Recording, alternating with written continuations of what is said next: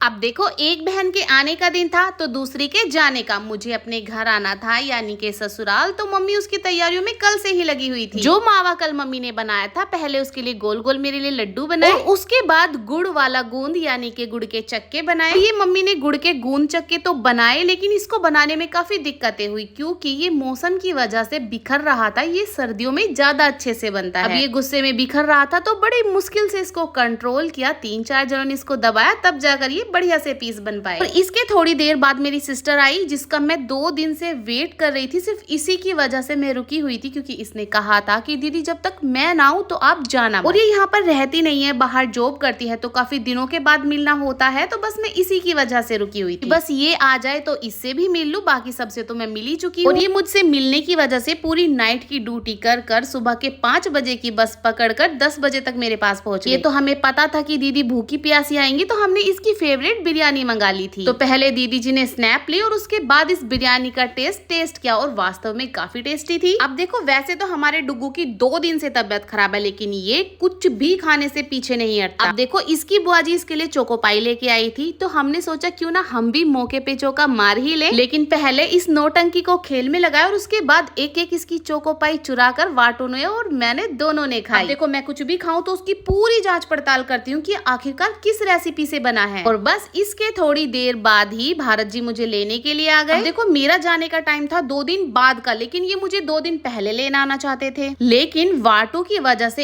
1 दिन इन्होंने डिले कर दिया। मुझ पर मेहरबानी कर। देखो, बुआ और फूफा में सब बच्चों की जान बसी होती है, लेकिन इनकी मुझ में कम, अपने फूफा जी में ज्यादा जान बसी हुई है। और ये सारे बच्चे इतना प्यार मुझे मेरे आने पर नहीं करते जितना भारत जी को करते हैं। इसकी वजह ये है कि ये भी बच्चों को बहुत प्यार करते हैं, लेकिन चलो अब हम इनकी खातिरदारी करते हैं। तो सबसे छोटी साली ने अपने जीजा जी यानी भारत जी के लिए नाश्ता लगाया और उनको नाश्ता सर्व किया। और आप लोगों को सच बताऊं कि यहाँ के समोसों का टेस्ट एक नेक्स्ट लेवल का है, जो हमारे यहाँ पर नहीं मिलते। अब देखो, मैंने भी दोबारा से मौके पर चौका मारा, इनसे कोल्ड ड्रिंक लेकर पी ली, और समोसा दिख रहा था तो उसमें भी कहाँ ही मैं पीछे हटने वाली थी। तो बस मैंने भी समोसा पार्टी की, और इनको ढूंढते ढूंढते मैं यहाँ पर गई। जाकर देखा तो इनकी तो पार्टी एक अलग ही तरह से, एक अलग ही लेवल में चल रही थी। और बस इसके बाद हमने घर जाने की तैयारी कर ली। सुगंध पापा से कहती कि पापा दीदी के गले तो लग लो। पापा ने कहा इसकी विदाई दे तो दी, और क्या करवाओगी। इसके बाद सुगंध ने फिर से कहा कि दीदी एक बार रोकर तो दिखा दो, ससुराल जा रही हूँ। मैंने कहा क्यों रोना भाई, अपने घर ही तो जाना है। इसके बाद अपने प्यारे से डुग्गू को बाय बोला, और इसने कहा कि बुआ जी मैं भी आपके साथ चलूंगा, तो ये गाड़ी में बैठ गया। देखो, मायके से जाने का दिल तो करता नहीं है, लेकिन जाना तो पड़ता ही है। देखो, मुझे भेजते वक्त सबसे ज्यादा दिल इन त्रिमूर्तिज का ही टूट रहा था। देखो, हम इन्हें प्यार से त्रिमूर्ति कहते हैं क्योंकि तीनों एक जैसी है। आप पता नहीं लगा सकते कि कौन सी छोटी कौन सी बड़ी है। आज के लिए इतना ही, नेक्स्ट वीडियो।